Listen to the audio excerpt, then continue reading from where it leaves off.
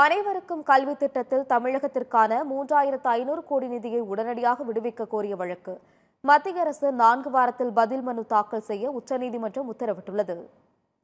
இந்த வழக்கு நேற்று விசாரணைக்கு வந்தபோது வழக்கு தொடர்பாக மத்திய அரசு 8 வாரத்தில் பதிலளிக்க நீதிமன்றம் ஏற்கனவே உத்தரவிட்டதை தமிழக அரசு தரப்பில் சுட்டிக்காட்டினர்.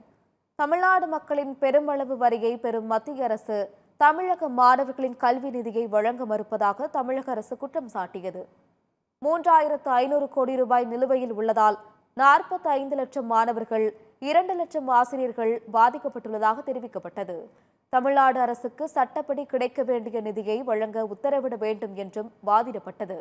அப்போது மத்திய அரசு தரப்பில் ஆஜரான வழக்கறிஞர் மத்திய அரசு பதிலளிக்க மேலும் 8 வாரம் அவகாசம் கோரினார். அதனை நிராகரித்த நீதிபதி இறுதி வாய்ப்பாக 4 வாரம் அவகாசம் வழங்கி உத்தரவிட்டார். இதற்கு மேல் இந்த வழக்கில் அவகாசம் கேட்கக்கூடாது என்று மத்திய அரசுக்கு திட்டவட்டமாக தெரிவித்து வழக்கு விசாரணை ஒத்திவைக்கப்பட்டது.